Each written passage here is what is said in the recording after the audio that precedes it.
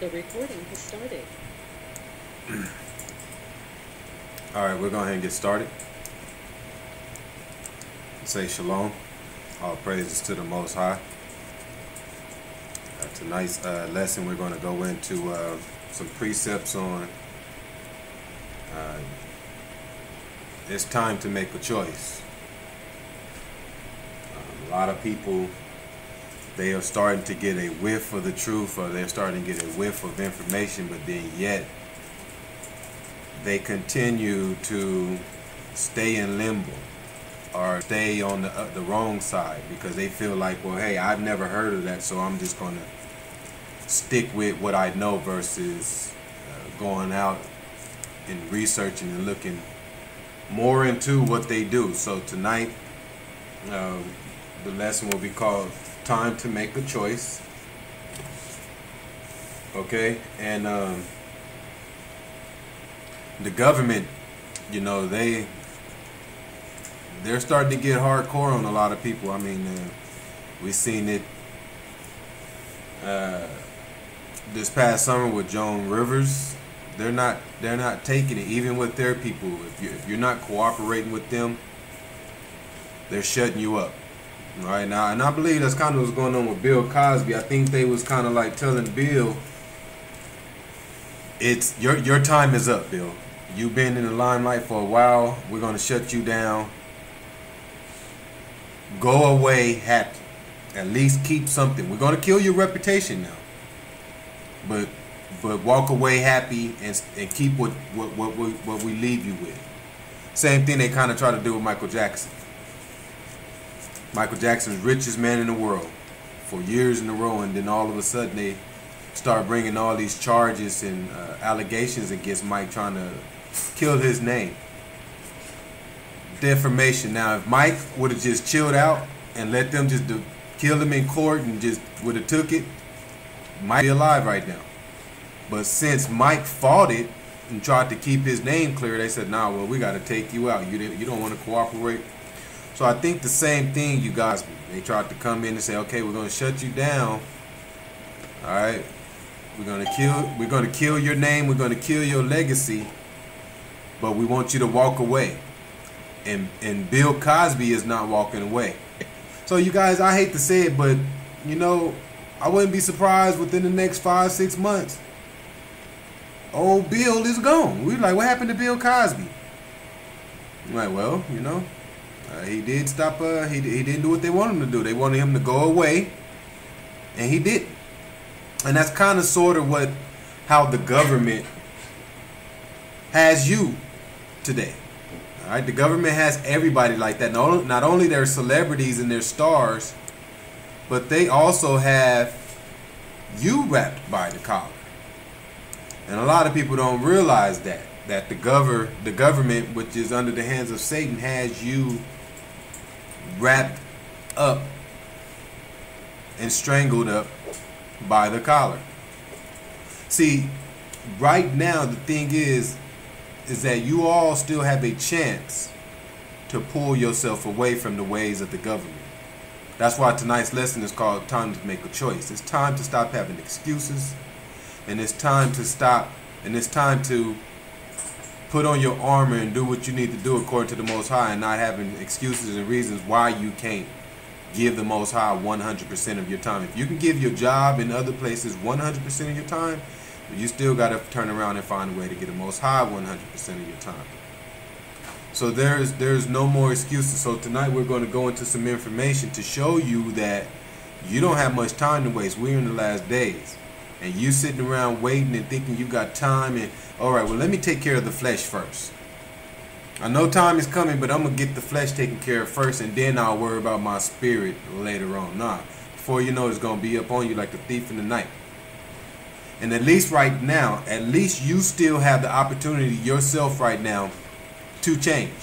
You yourself it's in your hands. You have control to where you can change this now and get yourself walking in the right direction. But let me tell you this, that opportunity won't be there for long. Why?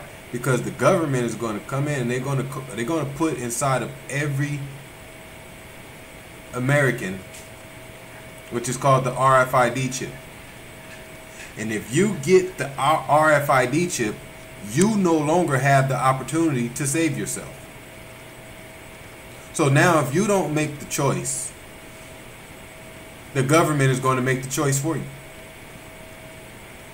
And for so many people that don't know the truth, a lot of people don't care about it when the government finally comes out and say, hey, we have this RFID chip. We need to put this in you so you can be compatible to everything that you use around you.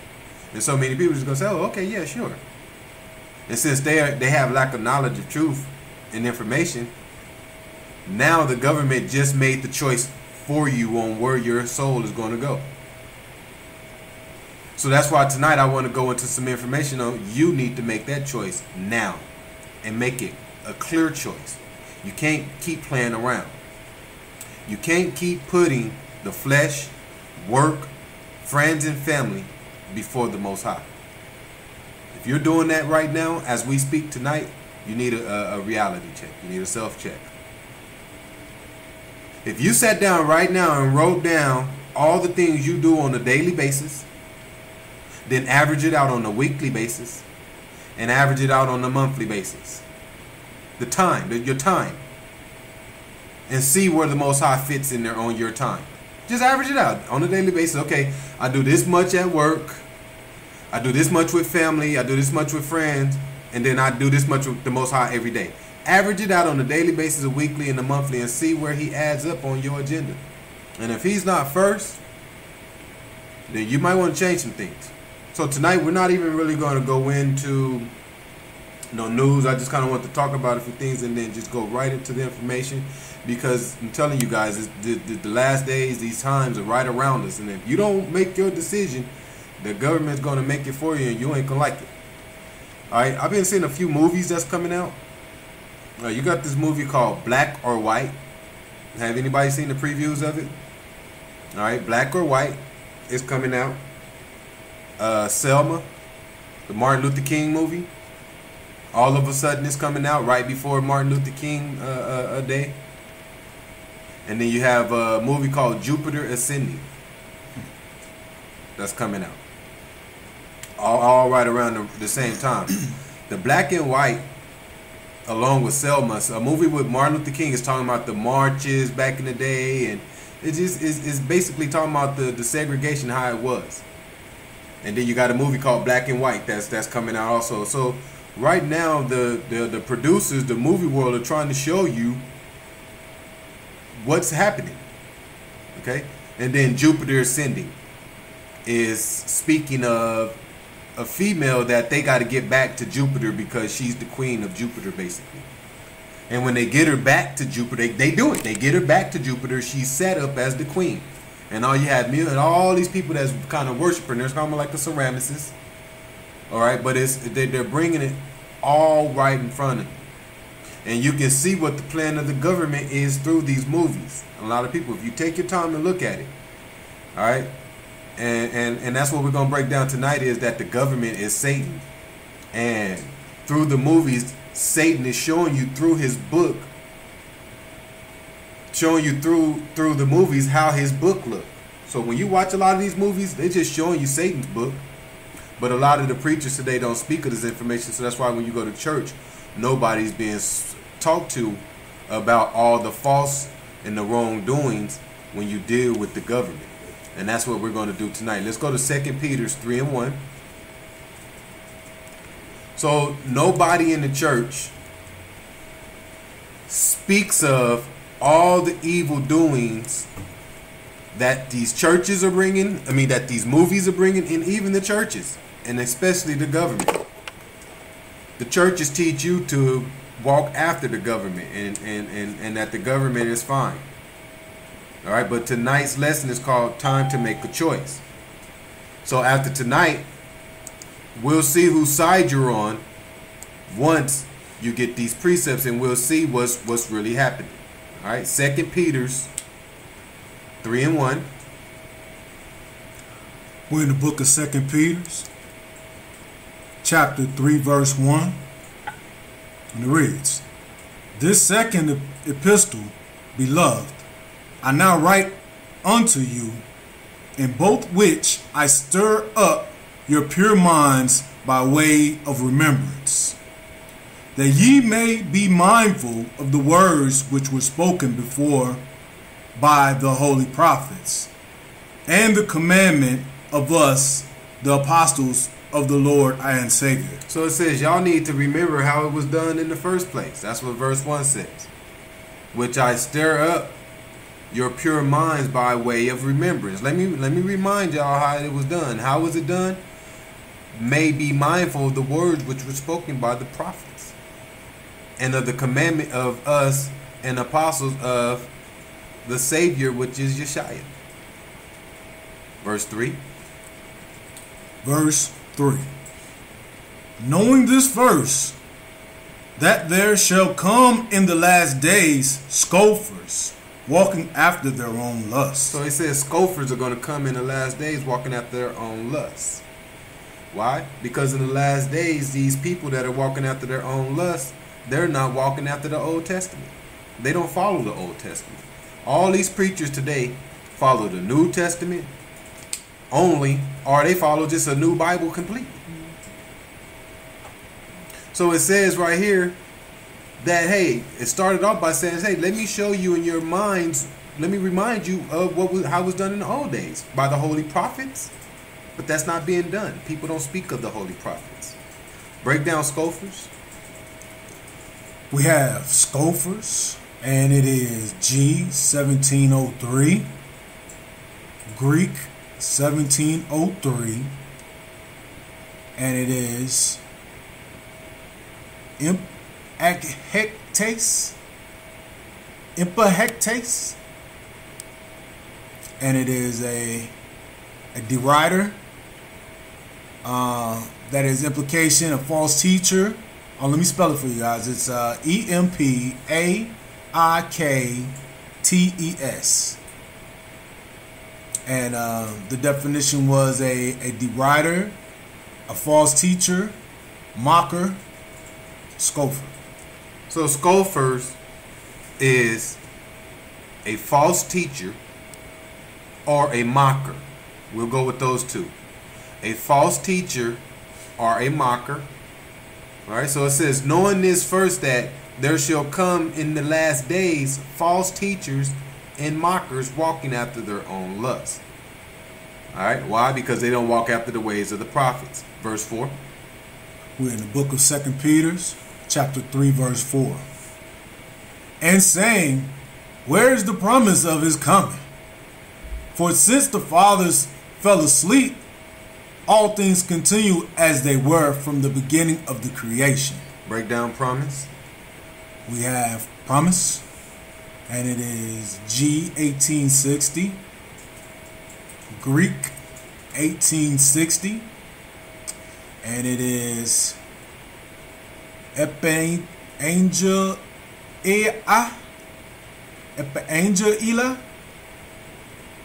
and it's spelled EPAGGELIA.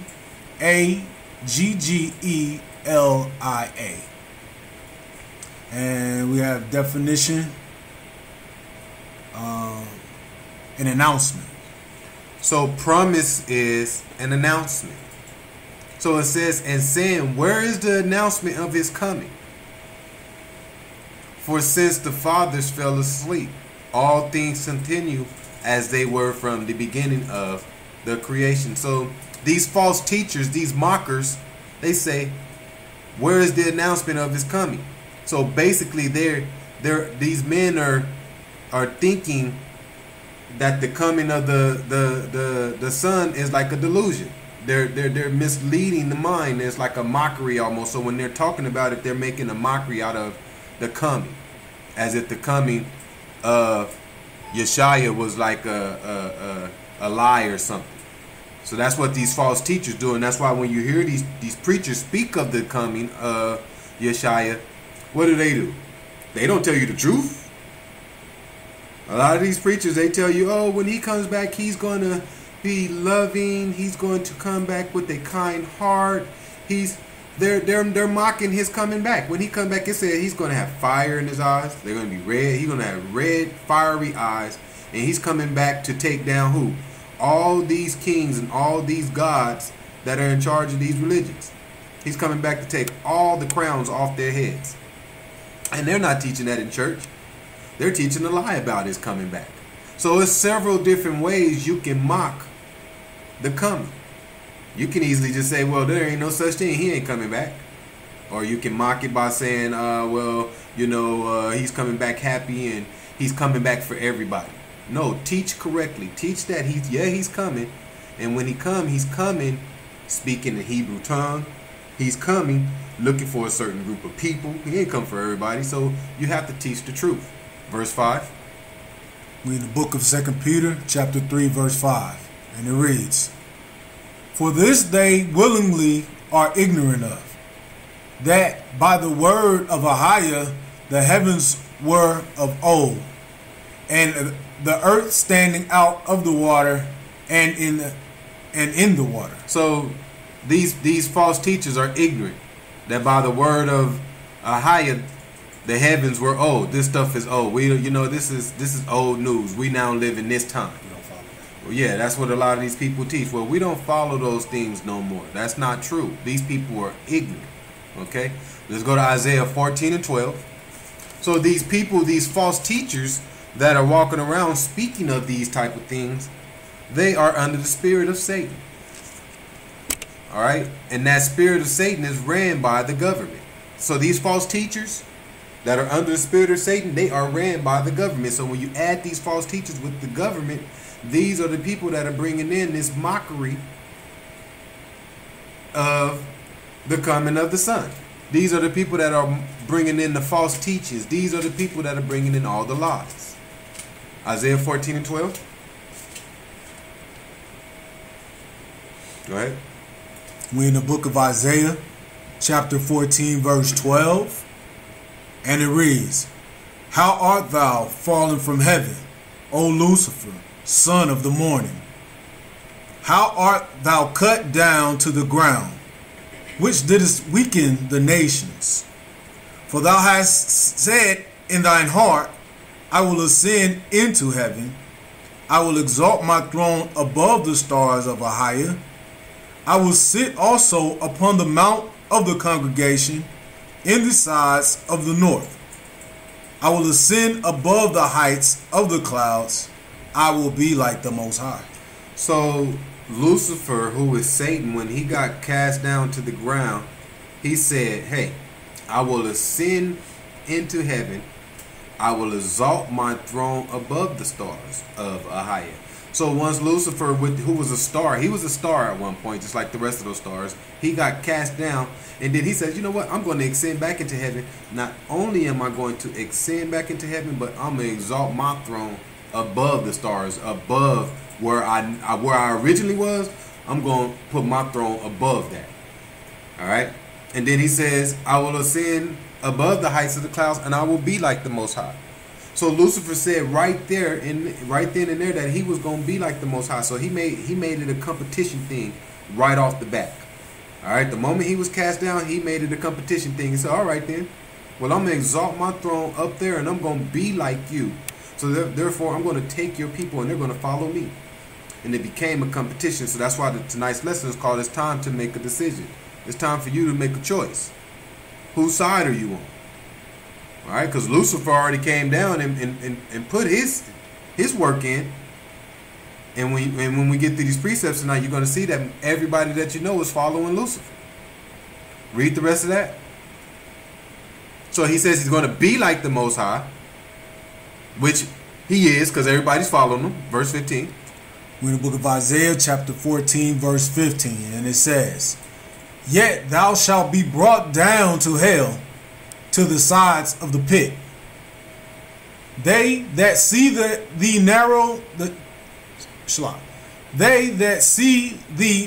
shall narrowly look upon thee, and consider thee, saying, Is this the man that made the earth to tremble, that did shake kingdoms, that made the world as a wilderness, and destroyed the cities thereof? That opened not the house of his prisoners." So it says, hey, is this the man that made the whole earth tremble? That did shake the kingdoms? He He made the world a wilderness. So it says Satan is a man. Is this the man that came down and destroyed all this? Okay, which is your government now, and let's prove that your government now is running after Satan. Let's go to Matthew 4:8. So people have to understand when Satan came back. When Satan came down and he was cast down, he says, "Hey, all right, since I'm getting casted out, I'm going to exalt myself back into heaven, put my throne above the clouds, and be like the Most High." And now that I'm like the Most High, it just shows you that, hey, is this the man that made the whole earth tremble? So now he got his whole hand over the earth, and he's scaring the earth and making the earth do what he wants. He's controlling this. Satan is. Why? Because haven't nobody woke up as a people in the group and says, hey, we're going to take him down spiritually. So now he just gained power over time, and over time. And now that we're in the last days, he's at his full peak when it comes to power. Verse 8. We in the book of St. Matthew, chapter 4, verse 8. And it reads, "Again, the devil taketh him up into an exceeding high mountain, and shewed him all the kingdoms of the world, and the glory of them." So that's the same kingdoms we were just reading of in Isaiah 14 and 16. We said, is this the man that came and made the whole earth tremble and made the kingdom shake? Go ahead, verse 9. Verse 9. "And saith unto him, All these things will I give thee, if thou wilt fall down and worship me. Then saith Yeshua unto him, Get thee hence, Satan, for it is written, Thou shalt worship the Most High thy power, and him only shalt thou serve." So Yeshua didn't take the offer from Satan. Okay. In verse 8, it says, "And then the devil take him up into exceedingly high mountain, and showed him all the kingdoms of the world, and the glory of them." So the devil took Yeshua up into the mountain when Yeshua was fasting and says, hey, look at all this glory. Look at all these kingdoms. Look at all this. And he says, hey, if you fall down and worship me, this could be yours. Yeshua said, man, get the hint, Satan. All right, thou shalt worship the Most High thy power and only serve him. He's the only one. I can't do it. Hey, if I fell down and worship you right now and you gave me these kingdoms, then I can't serve the Father. So I'm gonna make my choice right now, Satan. You know what? I'm good. I'm good on those kingdoms and all that other stuff. I'm gonna stick with the Father. So since Yeshua turned down Satan, all right, guess who Satan went to offer those kingdoms to? The government. And then anybody that follows the government, they get in those perks also. So Satan went to Yeshua. Yeshua said, "No, I'm good." So then Satan went to the government and said, "All right, y'all, here go the kingdom, here go everything." And that's why you have these big wigs, the 10%, the 10% that runs this whole world. These are your guys. They took that offer from Satan. They took those offers and those oaths and said, "We will do whatever it takes to run your world the way we want you want it to, Satan." He didn't want it, we'll take it. All right? So Satan is a man, which is the government, which is the spirit that's running this world. Let's go to Ephesians 6 and 12. So, like I always say, if you don't know that, if you don't know who the enemy is, then how can you battle this spiritual battle? You already lost because you don't even know who the enemy is. You have to wake up and smell the coffee and realize when it says we are in a spiritual battle, who we are actually fighting. Go ahead. We in the book of Ephesians, chapter 6, verse 12. "For we wrestle not against flesh and blood, but against principalities, against powers, against the rulers of the darkness of this world, against spiritual wickedness in high places." It didn't say we were fighting against Satan himself. See, a lot of people, when you try to talk to them and tell them that we're in a spiritual battle with Satan, they automatically think, well, they think Satan, they think of this red man with horns and he's sitting down in hell with all his fire around him. And then once that's the battle. Your battle is not to go down there with him. No, the battle is already up here in the flesh.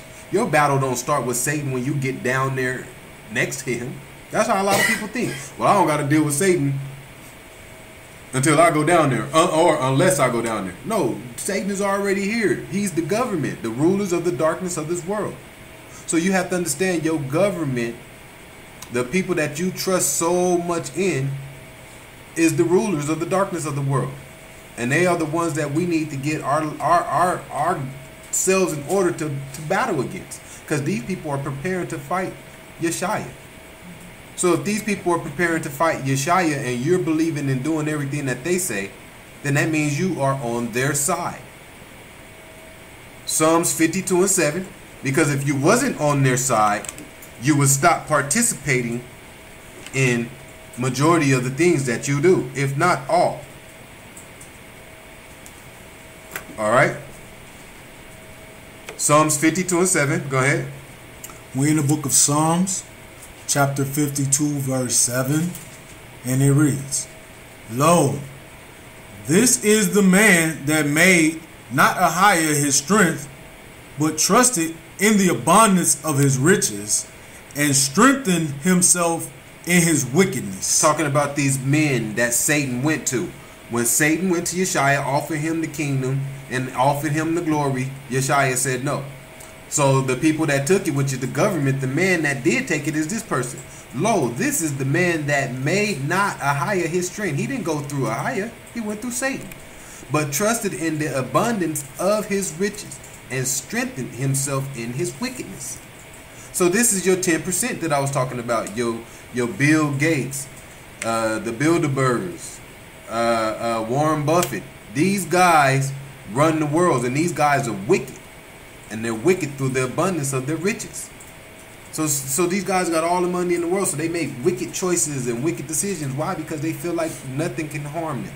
I got everything I need in the world. I got money. Who can harm me? Who's going to do something to me? So that's why they make the decisions that they make. That's why 10% of the world, 10% owns 90% of the money. And then you have 90% of the world who's operating off of 10% of the money. So these guys are wicked through these riches. Matthew 6:24. So Satan went to these guys and said, all right, y'all have to turn yourselves over to me, give an oath, and then I'll give you all the secrets on how to run this world in an abominable way. Abomination. Everything's abomination. Everything you do is against the Most High. And that's the spirit that these guys are under. And people don't realize that. Why? Because your spirit is tied up. Everybody's spirit is tied up because they're trying to chase money. Everybody's trying to be like these guys. Everybody wants to be like Warren Buffett. Everybody wants to be like Bill Gates. I want to be rich like them. So everybody's out there doing everything they can to make money. Tying their spirit up, chasing money on a day in and day basis, and don't even realize that the more and more you chase that money, the more and more that you put in that overtime and neglect the Most High, the faster that you're picking up your speed running to the left, which is the place of torment. That's it. Every day you say, all right, well, I'm going to pick up some more extra hours to get this overtime just because I like that money. So what's going to happen is, if you already work, it's already taking you from the Most High. Okay, Most High understand that? So now on your own time, you got to put in the double time to make up. But now if you start taking extra hours and overtime and stuff, every overtime hour you take, guess what that does? It just pulls you away from the Most High. That's it. And that's what they want. Matthew 6:24. We're in the book of St. Matthew, chapter 6, verse 24. And it reads, No man can serve two masters, for either he will hate the one and love the other, or else he will hold to the one and despise the other. Ye cannot serve Ahiah and Mammon. So it says you can't have two masters. Why? Because you will either hate one or the other, hate one and love the other, or else you will hold to one. So you will listen to one and despise the other. So it says you cannot serve a higher and mammon. Break down the word mammon. We have the book Mammon. The word Mammon. And it is Greek 3126. G 3126. And it is Mammonos. Mammonos.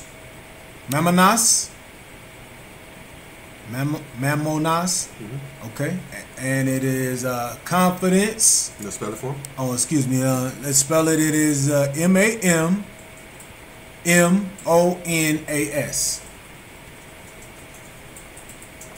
And it is definition is confidence that is figuratively wealth personified, and mammonous, that is avarice. Avarice.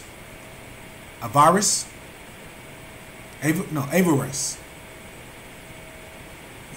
What's avarice?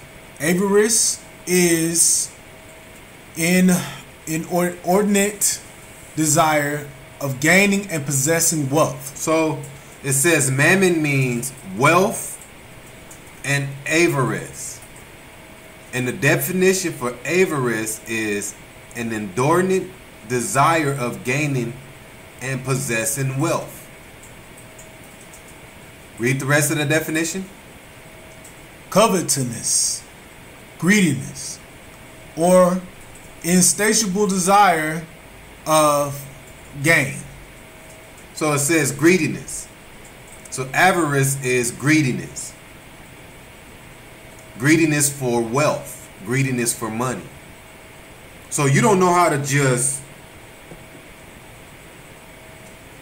go to work, make money, and pay your bills. Nowadays, you want to make enough to where you got money saved, you got all this. It becomes greediness instead of making enough, just like the Most High say, to feed your mouth. That's it. You're only supposed to make enough money and labor to feed your mouth. But now they got you laboring out there, going crazy to make all this money so you can buy this and buy that. And that's how these religions is about money. Okay? Everything you do when it comes to religion is about money. So all these big churches are about gaining wealth and becoming bigger. And they're all linked to the government through 501c3s and non-profit. So they get money from the government. So now when you add the government and the churches together, everything becomes a monetary system. So ain't nobody's soul's been saved. Why? Because ain't the truth being talked about. It's all false teaching. Why? Because when you bring in false teaching, it keeps the people coming. It keeps the people paying their tithes. Why? Because false teachings make people feel good. But if you're speaking the truth and you're really telling people how it is in the world, and then you're showing, because once you start showing the truth, now you start showing the light on people's sins. So if you got a church full of people and you're showing the light on their sins that they're doing through the world, now that person might not come back and put tithes in your offering. But as long as you're bringing false information and false teachings, now you will never shine the light on somebody's wrongdoing. So of course they're going to keep coming and seeing you every week and paying your tithes. And that's what churches come about. They're linked with the government. The government tells the churches what they can and can't do. It's a monetary game, so that's why these churches are all huge. They now have all these programs you can go to. You know, go to church. They got daycare, they got library, they got everything all in one church. You don't even have to go nowhere no more because they've been funded by the government. Matthew 23:1. The government says, hey, I need you to open your own library. And I need you to put the books in there that we want you to put in, because we don't need these people at Barnes and Noble waking up and finding the truth on their own. But if you have your own library on your own premises and with your own books, now your congregation will read and study what you want them to read. So that's why now when you go to a lot of these big churches, they have their own libraries, their own daycares, their own kitchens, everything. Everything is just laid out, is lavish. Matthew 23:1. Studios, yeah, for their bands, and it's big. We're in the book of St. Matthew, chapter 23, verse 1. And it reads, Then spake Yeshua to the multitude and to his disciples, saying, The scribes and the Pharisees sit in Moses' seat. All therefore whatsoever they bid you observe, that observe and do, but do not ye after their works, for they say and do not. All right. So it says, hey, Yeshua comes and says, hey, to the disciples, the scribes and the Pharisees, you know, they sit in Moses' seat. Moses' seat, which was the priest in the Old Testament. Now, the Pharisees and the scribes sit in his seat. They have taken over. Break down the word scribe. So let's see what he's mean when he said the scribes and the Pharisees. They now sit in Moses' seat. They now sit in the high seat, the priest seat. The seat to be bringing, the seat that's supposed to be bringing this knowledge. That same knowledge we was just speaking of in the beginning when it says in 2 Peter 3 and 2 that ye may be mindful of the words which were spoken before by the holy prophets. Remember, we started off tonight by saying, stir up your pure minds by the way of remembrance. Remember how it was done in the beginning. The prophets was given this information, and Moses was given this information, but now the scribes and the Pharisees sit in the seats. So now that the scribes and the Pharisees sit in these seats, the information has now been trodden down. Scribes. We have scribes, and it is G1122, Greek 1122, and it is Grammateios,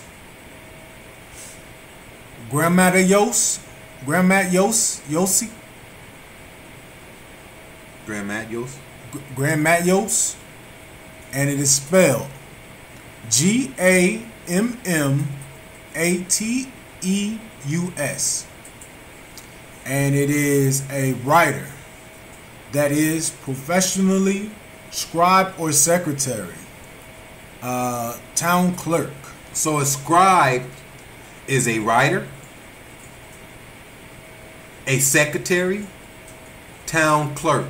Give them the definition of scribes from the Webster.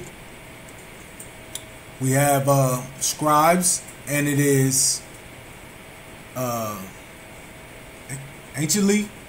anciently held various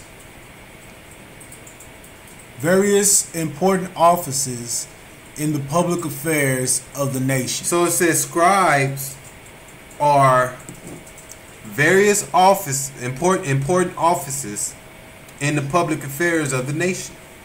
So it's talking about what's your most important offices in the nation, and they deal with public affairs. It's talking about all your state buildings downtown. All right, anything dealing with the government. Any of your federal court buildings, any of your federal buildings dealing with downtown, these are important offices that deal with public affairs. Read the rest of that definition. The Hebrew word so rendered, sofer, is first used to designate the holder of some military office. So it says that scribes also designate the holder of some military office. All right, and that's why when you go downtown, all the buildings are in some type of form, a military form. You got security everywhere. You got police officers everywhere. You got everything. You even have like military type things inside of these buildings when you go in there. Everything's ran under the commandment of how they would do it in the military. Read the rest of that. Pen of the writer. So pen of the writer represents scribes. So scribes is various important offices in the public affairs of the nation.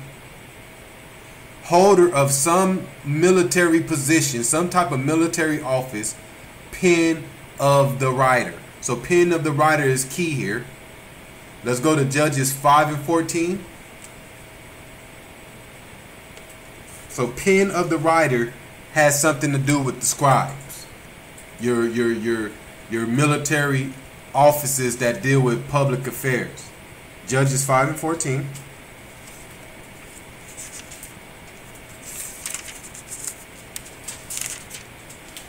We're in the book of Judges, chapter 5, verse 14.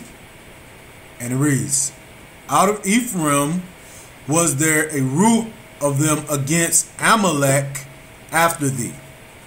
Benjamin, among thy people, out of Machar, came down governors, and out of Zebulun that handled the pen of the writers. So right here is talking about the people that came down and they were governors, and then out of the other people they came down handled the pen of the writers. So it's telling you these are like your scribes, what it was talking about in the Old Testament, your government. This is kind of like your government.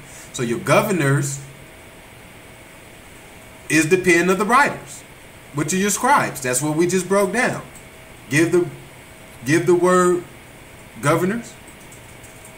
We have governors, and it is H2710.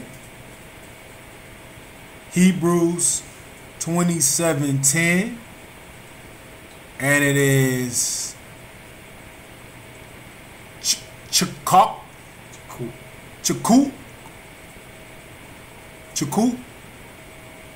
and it is spelled Chaqaq, and it is appointed, decree, governor, grave, lawgiver, note, portray, print, set. So your governors is someone that appoint, all right, decree, the lawgiver. So these are the people that write the laws. All right, so under your scribes, which is your government, they write the laws. Okay, and they the ones that bring the military backing. All right. So these are the laws that people are following today. So if you follow the world, then you follow the laws of the government, which is the scribes. But we read earlier that you can't follow Ahiah and Mammon. So you can't follow the scribes, which is the government, and believe in what they say, but then still follow Ahiah. You have to make a choice and either follow their laws and put the Most High, Ahiah, on the back burner, or follow Ahiah's laws and put the scribes on the back burner, if that makes sense. Okay? So it says, the scribes and the Pharisees sit in Moses' seat. So we just broke down scribes. Let's break down Pharisees. So the scribes is your government. We have Pharisees, and it is Greek 5330. G 5330. And it is Pharisaios. Pharisees. Yeah. Pharisees. But it's Pharisees. Pharisees. And it is a separatist that is exclusively religious. Pharisee, that is Jewish sectary. So Pharisees, a separatist, so someone who separates themselves from something, and exclusively religious. So Pharisees is someone who is religious and they separate themselves. But let's go back to where God is here. Go back to Matthew 23:2.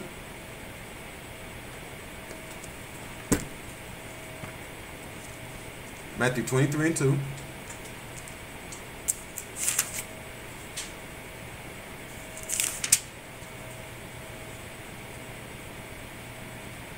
Say Matthew 23 verse 2, and it says, saying, the scribes and the Pharisees sit in Moses' seat. So these Pharisees, which are your religious people, are now sitting in Moses' seat. And they're separatists.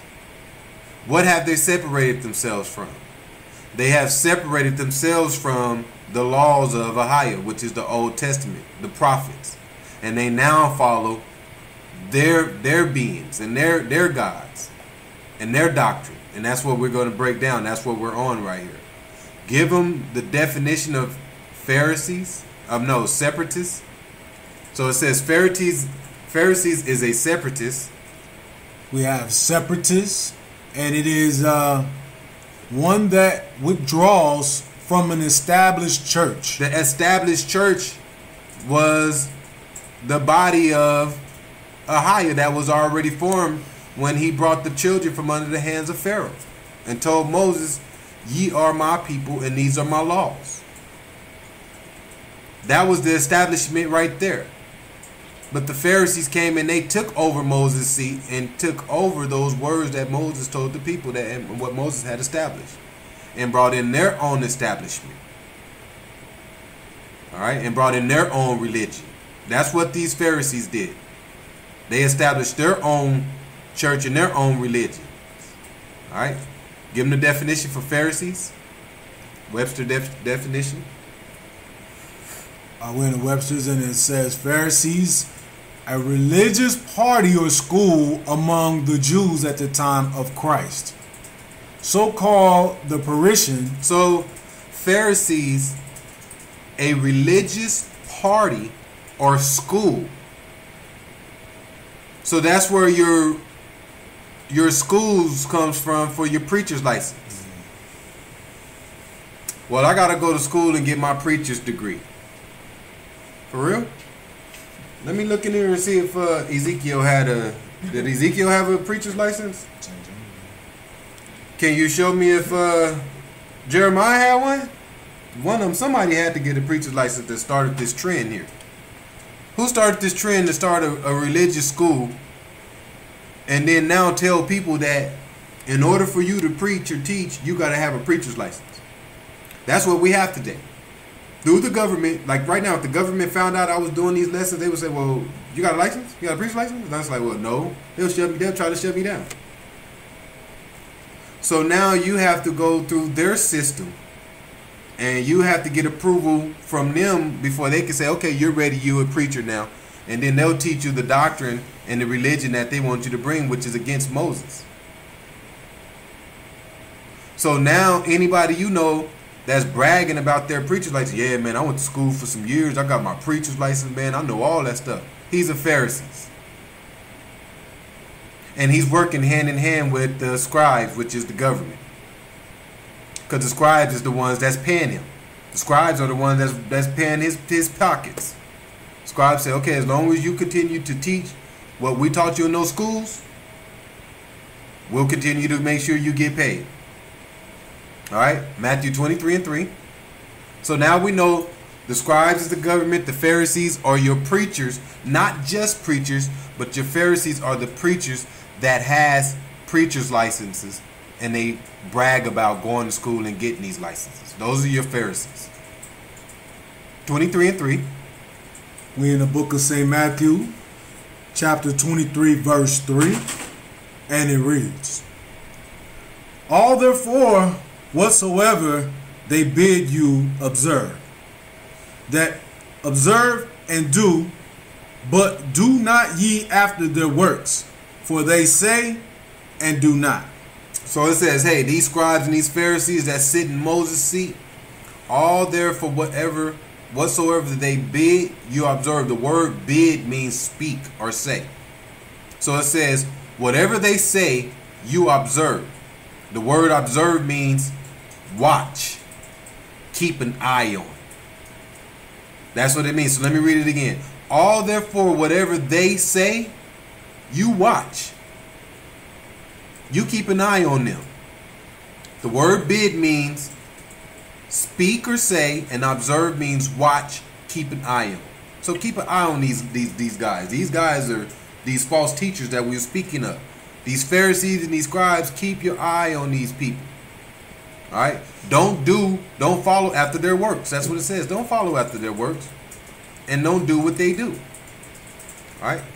James 4:4. Go to the book of James 4:4. So anyone that's speaking of religion or any religious thing, you need to keep an eye on them. That's what it just said right here. Anybody that's speaking of religion and speaking of any religious things, talking about they're a preacher with a preacher's license, you need to keep an eye on them. don't get in bed with these people. Don't start following these religions. All right, because it has nothing to do with Moses. James 4:4. We in the book of James, chapter 4, verse 4, and it reads, Ye adulterers and adulterers, know ye not that the friendship of the world is enmity with Ahiah? Whosoever therefore will be a friend of the world is an enemy of Ahiah. So it says, don't become friends of the world. All right? Why? Because the world is idolaters. So it just told you right here, don't become friends with them. Don't build friendships with these guys. Anybody that's following the world, this government, don't build friendships with them. Verse, oh, okay, you read that? Yeah. Okay, go to Joshua 24:14. So don't get in bed with these people. Don't follow these scribes and these Pharisees, the government, and these preachers that got these licenses. These preachers that's going around and teaching smooth things, telling you things you want to hear. You come into church and they're telling you how good your dress looks and how nice your new car is, so you can keep coming in, instead of telling you how pagan that car is you just bought. You know what I mean? That's how they do it. It says don't make friends with these people, which is part of the world. Go ahead. We in the book of Joshua, chapter 24, verse 14. And it reads, Now therefore fear the Most High, and serve him in sincerity and in truth. And put away the gods which your fathers served on the other side of the flood and in Egypt, and serve ye the Most High. So Ahiah says, so now it's time for you to serve me with an honest mind. And do it with truth. And it's time for you to get rid of those gods that was served in Egypt, all those Egyptian gods. So he says you gotta serve me with an honest mind. You gotta be sincere when you do this. You can't do both. You can't be trying to serve me. You can't be trying to follow their ways of the world, being friends with the world, but then saying, well, I know in my heart I still follow the Most High, even though what the world is doing is wrong. Nah. He said, if you serving me with the sincere heart and in the truth. So when you serve me in the truth. The truth is what? This Bible. So when you look up, so tomorrow, go ask somebody, okay, well, you say you follow the truth, right? You follow the Most High? Show me in the Bible where it says do over just 80% of the things that you're doing. 80% of the things that you do, show me in the Bible where it says that you can do that. And I bet you cannot nobody show you anything that they are doing is part of the Bible. Everything you do is part of the world. The world that was given into the man that said okay to Satan. When Satan says, hey, I got these kingdoms, who want them? So that's who's in charge. But the Most High said, if you serve me, you serve me with the sincere heart and the honest mind. Verse 15. We're in the book of Joshua, chapter 24, verse 15, and it reads, And if it seem evil unto you to serve the Most High, choose you this day whom ye will serve. It's time to choose. If it seemed to you evil to serve the Most High, so if you see something wrong, and so when people come to you and say, hey, you need to serve Ahiah, and then you got so many people where you go try to break down to them the truth and show them that Ahiah is his name and show them the truth, they looking at you like you're some type of evil person, like something's wrong with you, like you're in the cult. So they be like, man, I ain't gonna do that. I'm not gonna serve that. So they choose to stay where they at. They choose to stick with Satan. They choose to stick with their religions. You go to all your friends and family and say, hey, you following these religions is wrong. Jesus is not his name. Let me show you his name. It's Ahiah. Be like, what's wrong with you? I'm sticking right here. This white Jesus is all I know. So it says, so if it seem evil unto you to serve Ahiah, choose then today who you gonna serve. You can't be in the middle. You can't be serving Satan, but then saying with your mouth and your heart that you serve Ahiah. which is the one and only God, because he's the only person. But for some reason, everybody you ask thinks they're serving him. They think they got the right person. All these religions think they have the right person. So that lets you know right here off of this precept that somebody's wrong. If you got all these religions with all these different gods, somebody's wrong, because it tells you right here you have to choose. There ain't many ones. There ain't many gods. There's only one. Exodus 20 and 2. Yeah, finish that precept. Hold on, just read the whole thing again. We're in the book of Joshua, chapter 24, verse 15, and it reads, "And if it seem evil unto you to serve the Most High, choose you this day whom ye will serve, whether the gods which your fathers served that were on the other side of the flood, or the gods of the Amorites, in whose land ye dwell. But as for me and my house, we will serve the Most High." So it says you have to make a choice. Whether you will serve the gods that your father served on the other side of the flood. So those gods that they were serving in Egypt, y'all can serve them. Those same gods that were being served when I put y'all back into bondage, and put the curse on you, y'all want to continue to serve them, then do so. But Joshua says, hey, my house, we're going to serve the Most High. All right, Exodus 20 and 2. So people have to understand this is a battle out here. You have to get yourself together. You can't just be walking around out here and saying, oh yeah, well, I know in my heart, I know I'm doing right and I know I'm doing good, but yeah, I know I follow after the world, and yeah, I know I do the religious things and follow the holidays and the traditions. Well, then that means you've made your choice then. All right. Go ahead. We're in the book of Exodus, chapter 20, verse 2, and it reads, "I am the Most High thy power, which have brought thee out of the land of Egypt, out of the house of bondage. Thou shalt have no other gods before me." So he says, I brought you out of the land of Egypt, which is the house of bondage. So the word Egypt means bondage. And then he starts off with the commandment, says, thou shalt have no other gods before me. That's the very first commandment. He made that the very first commandment for a reason. Why? Because he knew people were going to be out there whoring after other gods, and he was going to get put what? Last.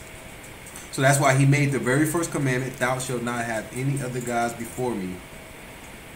So if I was to put up a list of all the religion gods right now, if I was to put up a list right now of all the religion gods, and then I would put a higher along that list, he would be last.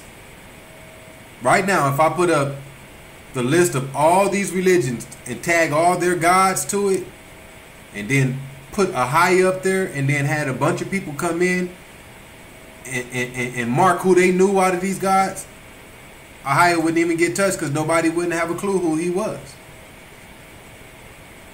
So he's getting put last. So now when you start looking at the spiritual battle, he's losing. And you're helping. You're either helping him with this defeat right here in this flesh, or you getting upset and you saying, nah, I'm going to change this. I'm going to change some of this stuff.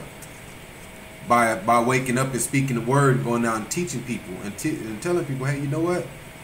It's time to change. And you take people facts and you say, let's do this. Well, let's come to a common ground and figure this out then, because a lot of people are going to argue with you right off the bat. When you try to take people truth, they shy away from it. They run. But if you come with the open heart and say, hey, I'm really concerned.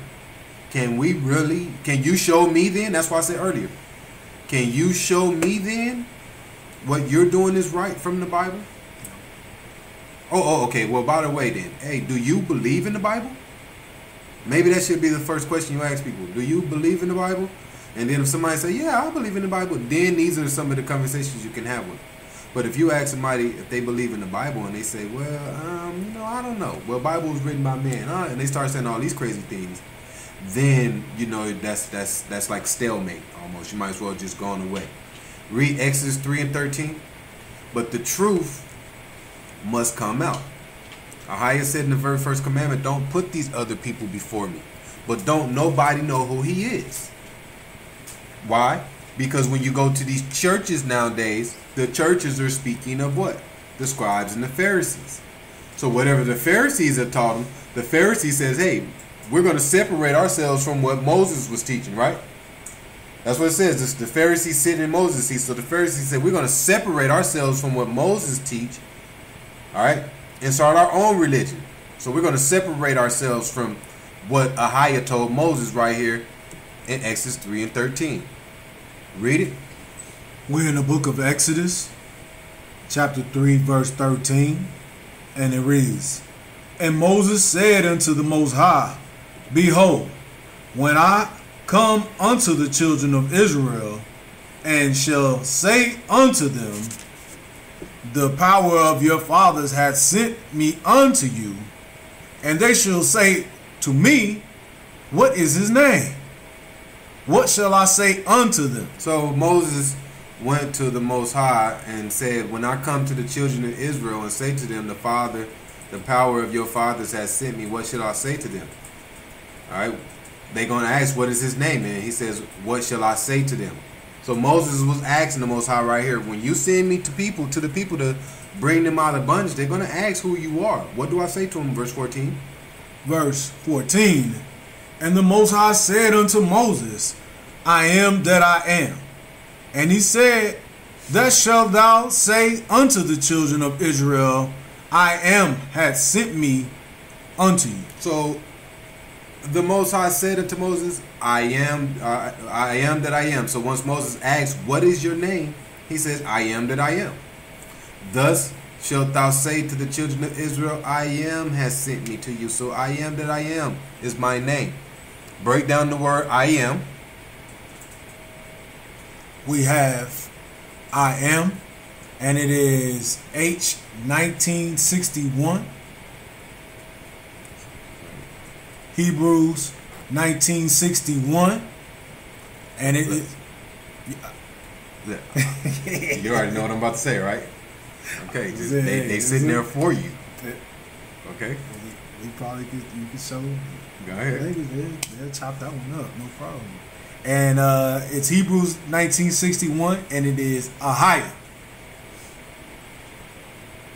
Spell it for him. AHAYAH. So I am represents the name Ahiah. So the word I am in Hebrew, which is Hebrew 1960 word, is Ahiah. AHAYAH. And we know the Old Testament was written in Hebrew. So when he was giving Moses his name right here, the Hebrew term for I am is Ahiah. Give him the Hebrew term for that. We have that, and it is H 832. 34. 34, excuse me. We have Hebrews 8:34, and it is Ashar. And it's spelled ASHAR. So the word that in Hebrew is Ashar. ASHAR. So he said when Moses come to him, it says, when I go to the people of Israel to deliver them from under the hands of Pharaoh, and they ask me, what is his name? What should I say to him? He says, I am that I am. Ahiah, Ashar, Ahiah. That's his name. Ahiah, Ashar, Ahiah. But the scribes and the Pharisees that now sit in Moses' seat have erased that name. Why?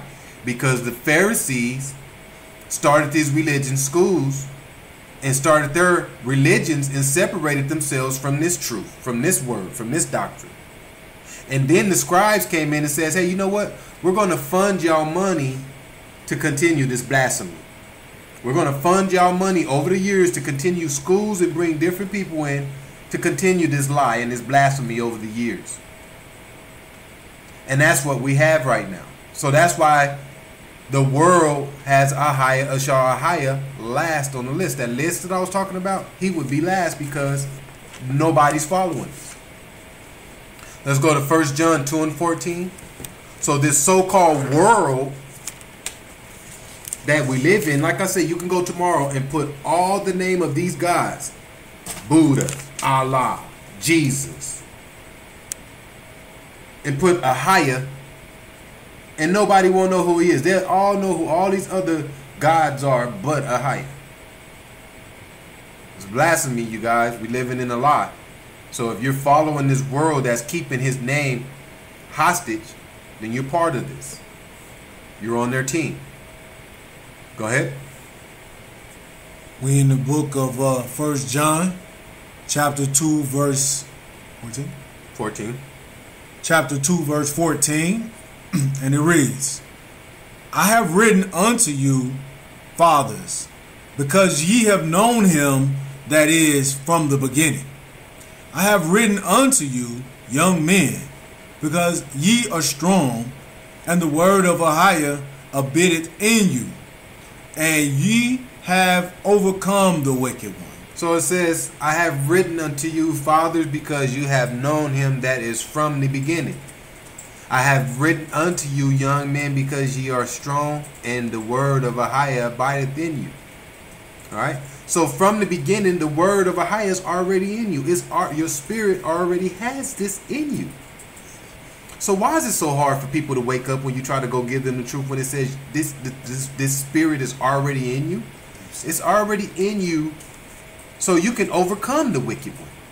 But people are in such a deep sleep, like you said, they're in such a trance by Satan, they don't want to overcome this. And the Most High said, it's in you. Just wake up and smell a coffee. Verse 15. Verse 15. Love not the world, neither the things that are in the world. If any man love the world, the love of the Father is not in him.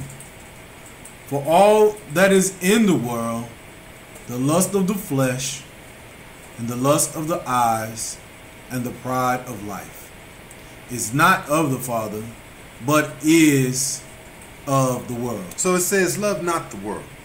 Why? Because the world is holding his name hostage.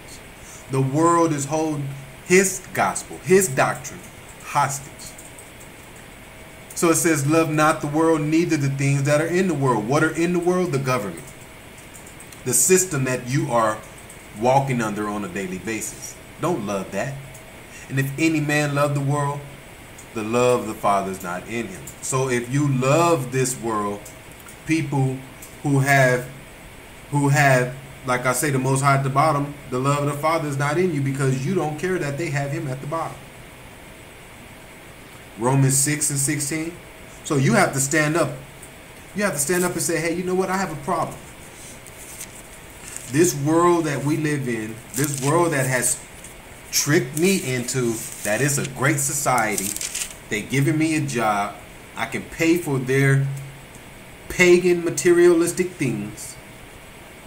They have tricked my soul into thinking that this is all right. And you know what we should have?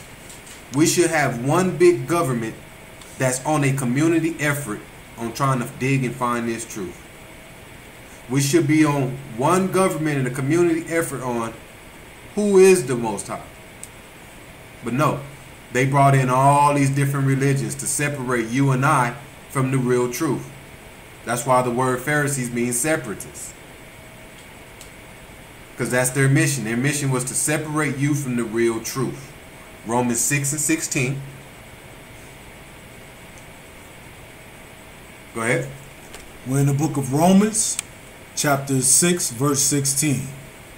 And it reads, know ye not that to whom ye yield yourselves servants to obey, his servants ye are to whom ye obey, whether of sin unto death or of obedience unto righteousness. So it says, know this, that to whom you yield yourselves to and obey, you are the service of that person that you obey. So if you're obeying after these religions and following after these gods, then that's who your God is. That's what it just says right there. Whether it's sin unto death, so if you're obeying somebody that's unto sin or death, which is Satan, or to the obedience unto righteousness, which is Ahiah, you got to obey somebody. And we broke that down through the Nazarite lesson, right? Through the Nazarite lesson, when you vow yourself to the Most High, what are you doing? You're giving up something. You're promising something to obey. So that's the same thing to a religion. When people vow themselves to be a religion, so that's what you do.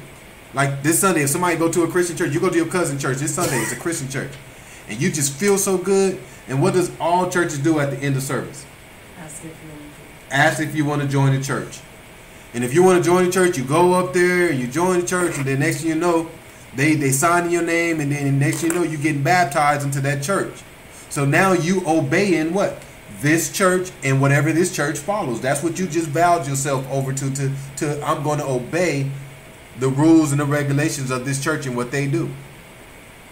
So it says right here, know this now, that whom you yield yourselves to as servants and obey, that's who you obey. That's your master. Okay? Give him the breakdown of yield. We have yield, and it is G3936, Greek 3936, and it is paristemi, and it is spelled Paristemi, and it means to stand beside, to exhibit, recommend. So yield means to stand beside, recommend. All right, give them obey. Obey. And we have G5218, Greek 5218, and it is hupakoye, and it is spelled Hupakoe, and it means attentive, hearkening, compliance or submission. So obey means attentive, hearkening, compliance.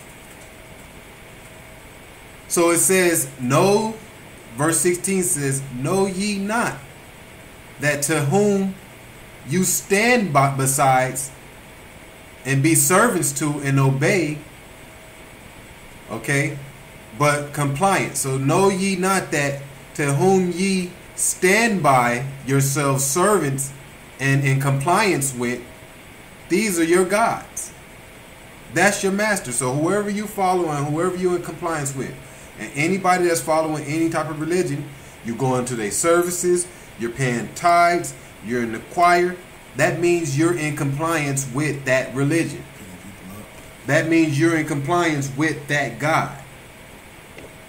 Okay? Because I've heard it. Listen, man, this is crazy. I hear people I've talked to on the truth, and I try to tell them how the religion that they're following is pagan. And this is what I hear. Well, you know, I really don't follow the religion. What? Do you go there every Sunday? Yeah. You're in the choir, aren't you? Yeah. But you don't follow the religion? I've heard people say that. Well, you know, I really don't follow the religion like that. I follow God. Hold on, time out. Relationship. Well, listen, if you follow God, but you're in compliance with this religion, and you stand beside this religion means when church anniversary come up and you're breaking your pockets, you stand beside this religion. So don't try to be one of those people that try to say, well, you know what, I'm not fully with that religion, I just go to church to be a part of something. No, you're in compliance with them, and whatever those people are serving and doing, that's your master. Verse 16, Romans 6:17, I mean. We're in the book of Romans, chapter 6, verse 17, and it reads, but I higher be thanked that ye were the servants of sin, but ye have obeyed from the heart that form of doctrine which was delivered to you. So he says, hey, so you servants that will obey the righteous part, you remember in verse 16 it says either you going to obey whether of sin unto death or obedience unto righteousness. So the ones that obey unto righteousness, the Most High is thankful. He's thankful that ye were the servants of sin. So you was the servants of sin at one point. At one point, we all were the servants of sin. We was following some pagan way. But then we got the ear. All right, we got the ear to where ye were able to obey from the heart that form of the doctrine which was delivered to you. So we was all walking after the service of sin, and then the doctrine, that good ear, you open it up, and then that word came breezing through, and you heard it, and you was like, hey, I like this. And you changed. Verse 18. Romans chapter 6, verse 18. Being then made free from sin, ye became the servants of righteousness. All right. Deuteronomy 32 and 16. We got like 10 minutes left. So it says, being made free from sins, ye became the servants of righteousness. So you have to change and become a new person through your vow. The vow that you originally made when you was a kid through your parents, the vow to these religions is the wrong way to go, because these religions are following after other gods and not after Ahia, which is in Exodus 3 and 14. When he took the people from under the hands of Pharaoh and took them out of bondage, that was the first thing he did when he took them across that sea. He looked to Moses. Moses come back down. He taught Moses what he needed to teach Moses, and taught Moses that you go down now and teach the people that my name is Ahia, and I am the one that is their God.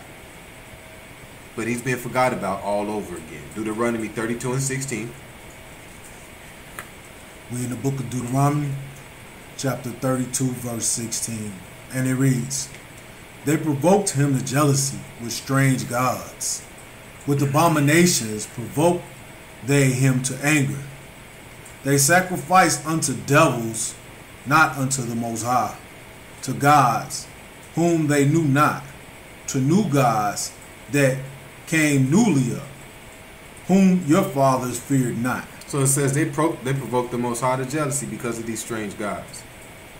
They brought in a bunch of abomination, making a bunch of sacrifices unto these devils. How do you make the sacrifice to these devils? By following their traditions. So when you're following their traditions through their religions, you're making sacrifice to the devil and don't even know it. Just like Halloween. Every time you do that apple bobby, you're making a sacrifice to one of their devils, because that was one of their rituals. And people don't even know it. So that's how you're making a sacrifice to the devil and don't even realize it, by participating in their rituals. Going door to door. Going door to door, trick or treat. Yeah. What the Druids was doing. Alright? But it says that people don't even know the gods that they follow. It says they sacrifice unto devils, not to the Most High, to gods whom they knew not. So in these religions, people don't. That's why you can go and ask somebody, well, you're a Catholic, right? Well, who you follow? Well, I don't know. You know, we just been doing this since I was a kid. My mom was a Catholic. My grandma was a Catholic. Everybody's a Catholic. So people, they just following these things and don't even know why they following, just because family did it. Christians, well, you know who Jesus is, where he come from? Nah. You know somebody else had the name Jesus also before him? What you mean? Yeah. Now you done your research. So people ain't done no research. They don't ask questions. So the world has you following their gods, and you don't even know, because you ain't never asked a question to figure out who these gods that you're following. So it says they're following gods who they knew not, and you have new gods that came newly up. So you always have new gods coming. So that's how you always got different religions. Like Scientology. You didn't have no Scientology 15 years ago. Now you go around, Scientology is big, and you got many people doing it. But religions just pop up. Kanye West, what's his religion called? Jesus. Beyonce even has a religion called Bae. Look this stuff up. Beyonce has a religion called Bae, and you already have people sacrificing themselves. Just like it says right here, they sacrifice unto devils. So you already have people sacrificing themselves to the religion of Bae for Beyonce, because they say she's a goddess. And nobody's saying nothing. Nobody's saying, well, hold on, time out. The Bible talks about this stuff. Why are we going along with this? Deuteronomy 28:36. Just like Oprah. Oprah has the biggest church in the world. Who knows this? Do anybody know this? Do anybody know that Oprah has the biggest? She has one of the biggest followings in the world. Oprah has over 6 million people following her in her religion. Her own religion that she started about 7 years ago. And now you have millions of people following Oprah. And you think it was a coincidence that Oprah came out of nowhere, a young black woman that took over primetime TV? They put her in the limelight for a reason. Come on now, Color Purple, she didn't do that great. She didn't do that great in Color Purple to get the role that she got. But she was one of those puppets that already had bowed down to Baphomet and said, hey, I'll do anything, Satan. You're going to give me the kingdom and the glory? I'll do anything to dupe my people. I'll do anything to follow your agenda. And that's what Oprah has done. And guess who's the godmother of Beyonce's daughter? Blue Ivy. Oprah. So it ain't no coincidence that now Beyonce, who's right under Oprah, decides to start her own religion. Deuteronomy 28:36. We in the book of Deuteronomy, chapter 28, verse 36. And it reads, the Most High shall bring thee and thy king, which thou shalt set over thee, unto a nation which neither nor thy fathers have known, and there they will serve other gods, wood and stone. So the Most High says, since y'all don't want to listen to me, and y'all want to keep following after all these other gods, I brought y'all from under the hand of Pharaoh. I gave Moses my name and told Moses to tell y'all, I'm your God, I'm your power, Ahia Shah Ahia. But since y'all don't want to serve me, I'm going to put you into another nation that you know nothing about, and I'm going to put other kings over you, and you're going to serve these kings. And when you serve these kings, you're going to serve their gods. All right? And what are their gods? Wood and stone. And when you look up the math today and you do the research on religions today, the two biggest religions is the Christian religion, which is wood, and the Muslim religion, which is stone. Those are your two biggest religions today when you look it up. Look it up. And the Christians represents the wood, which is the cross, and the Muslims represents the stone, which is the Kaaba. And he says, and I'm going to put you into these other lands, and you're going to serve their gods. And that's what's going on today. The Bible, the prophecy on this came clear. It's clear as day. Because that's what we have. Read verse 37. Verse 37. And thou shalt become an astonishment, a proverb, and a byword among all nations, whether the Most High shall lead thee. So these nations that I send you to, and all these guys that you're serving, these religions, you're going to be an astonishment. Break down astonishment. We have astonishment, and it is Hebrews 80:47, H 8047, and it is sorry about that.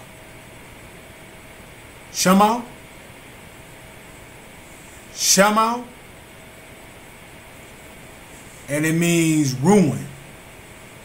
By implication, so it's ruin. Ruin. Okay. So astonishment means ruin. Give them the spelling. That's right. The spelling is SHAMMAH. Shamal. All right. Give them the definition, the Hebrew definition of astonishment. The Hebrew definition. Webster's definition of astonishment is confusion of the mind for fear. So astonishment means ruin, and then the Webster dictionary definition means confusion of mind for fear.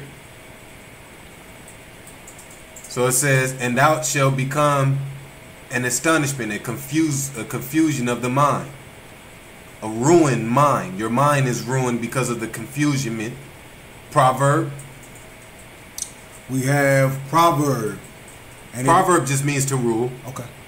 All right, break down the word byword. We have byword, and it is Hebrews 81:50, H 81:50, and it is Shawnee,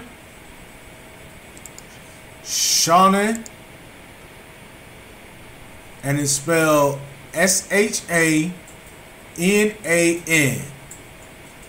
And it means pierce, prick, sharp, teach, diligently, what? Elucidate. Inculcate. Inculcate. Inculcate. All right? Inculcate. Inculcate. Give them the Webster definition. We have inculcate. And it means to drive or force on. Yeah, you got to back. Okay.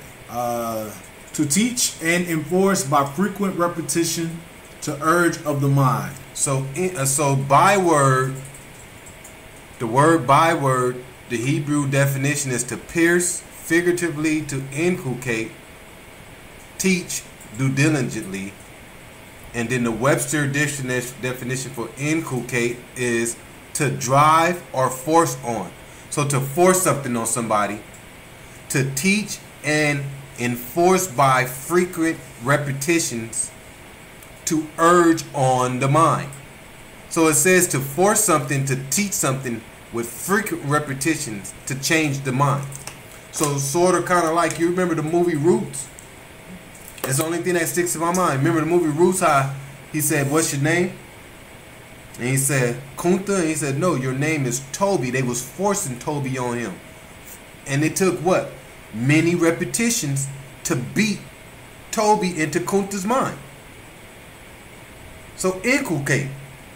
They forced it. They forced it. Frequent repetitions to change his mind that his name was Toby. So along with that and all the other doctrines that they did to the slave, any slaves, not even just the slaves here in America, but any slaves in South America, any slaves on any of the Caribbean islands, all of our slaves were taken over, all right, by the Europeans. And what was the first things the Europeans did outside of disease in our people?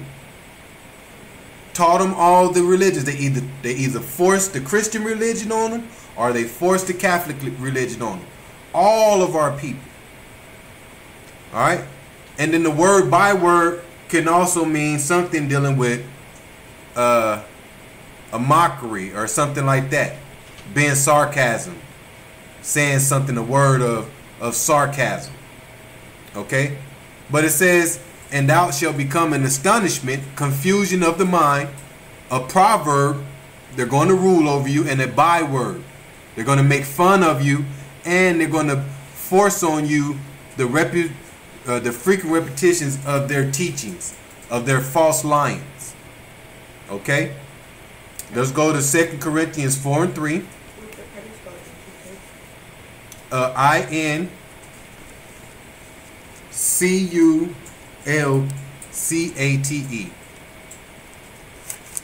So 2 Corinthians 4 and 3. So these nations, these places of the world have forced these lies on you through the teaching and through the religions. Okay? So through the teachings and through the religions, they have forced all these lies on you and they have hid the truth.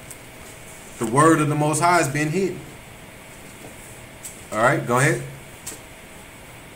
We in the book of 2 Corinthians, chapter 4, verse 3. And it reads, but if our gospel be hid, it is hid to them that are lost. So if you don't know nothing about this true gospel, you're lost. If our gospel be hid, it is hid to them that are lost. Go ahead. In whom the Most High of this... No, God, you say God. Okay, in whom the God of this world hath blinded the minds of them which believe not, lest the light of the glorious gospel of Christ, whom is the image of God, should shine unto them. So it says, but if our gospel be hid, it is hid to them that are lost. In whom the God of this world, so that's why he says, love not the world. Because the God of this world, he don't want you following that God. So in whom the God of this world had blinded the minds of them which believe not. So those people that don't believe, those people you go to and they don't believe this truth, they're following the god of this world. And the god of this world is who? Satan, who's running all these different religions and traditions and all these different things that you do in this world. He has blinded the world. Okay? Job 9:24. So the god of this world is Satan. He is the one that's putting all this stuff into play. He is that same guy that says, I will exalt myself above the stars and I will be like the Most High. So when he says, I will be like the Most High, he is now the God of this world. Job 9:24. We're in the book of Job, chapter 9, verse 24. And it reads, the earth is given into the hand of the wicked. He covereth the faces of the judges thereof. If not, where? And who is he? Okay, so it says the earth is given into the hand of the wicked. So Satan now runs the earth. Okay? So everything goes to him now. He's the God that's in charge of this place. Alright? That's the whole purpose of him sending his son back, Yeshaya. He's sending Yeshaya back so Yeshaya can come back and take down the God of this world, which is Satan. Alright? Matthew 23. Actually, Jeremiah 10 and 14, and then we'll close it out with that. Jeremiah 10 and 14. 10 and 14.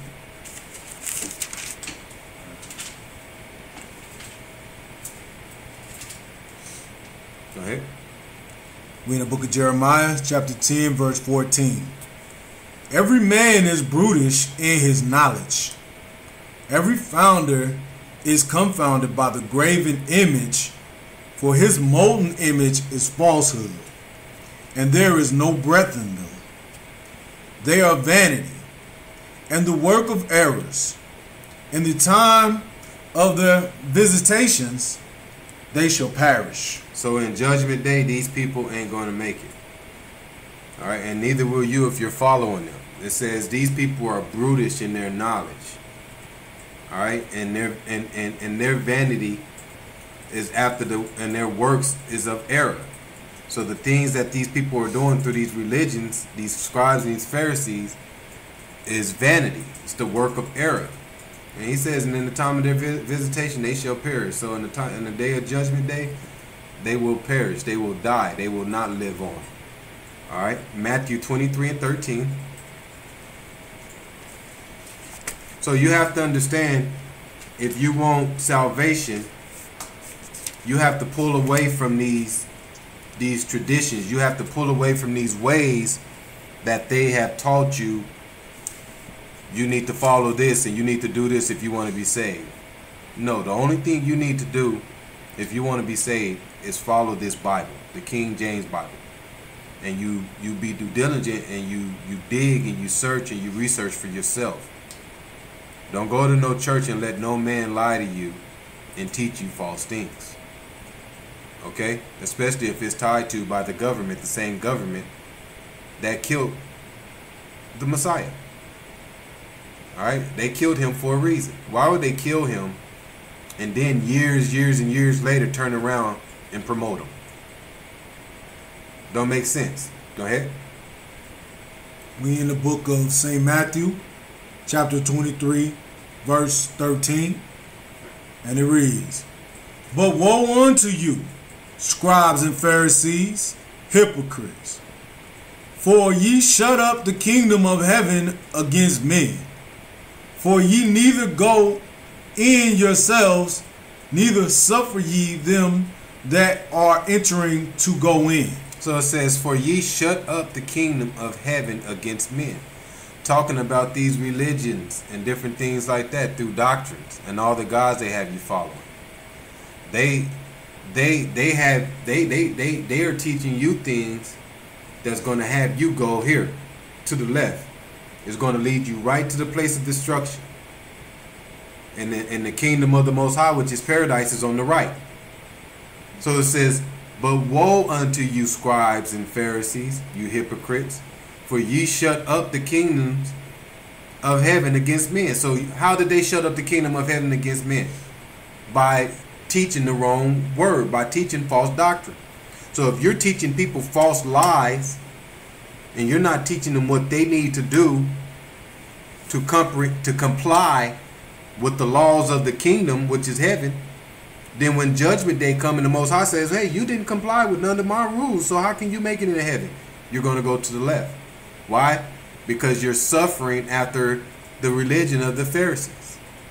So it says, but woe unto you, scribes and Pharisees, you hypocrites, for you have shut up the kingdom of heaven against men, for ye need to go in yourselves. So they know they're not going to make it.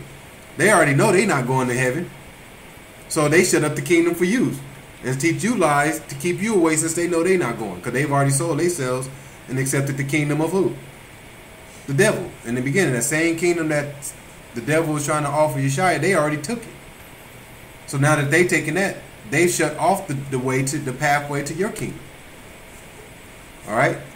Last precepts, Deuteronomy 32 and 20, 35.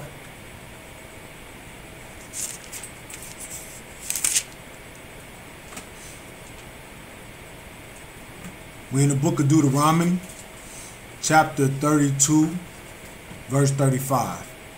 And it reads, to me belongeth vengeance. He says, to me belongs vengeance. Vengeance is mine. Go ahead. And recompense. Their foot shall side in due time, for the day of their calamity is at hand. And the things that shall come upon them make haste.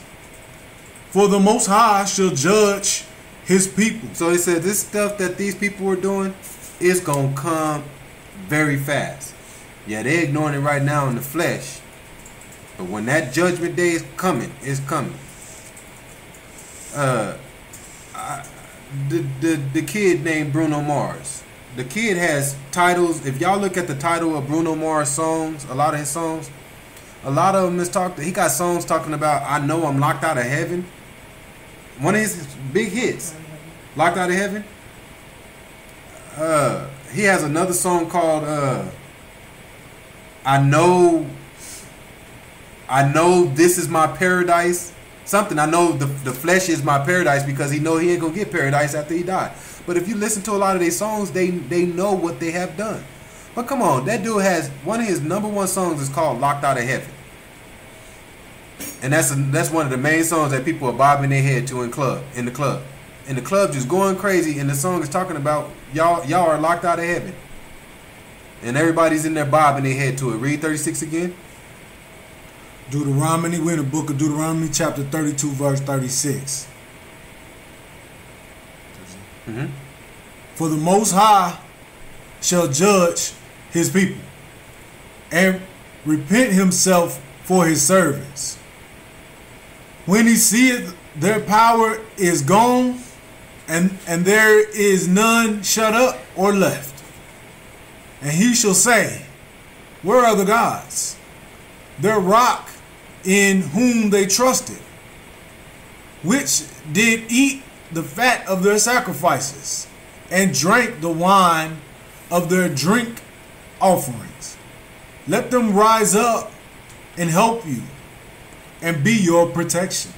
So in Judgment Day, when the Most High comes back to judge his people, he says he's going to look at most of these people and say, where are your guys now?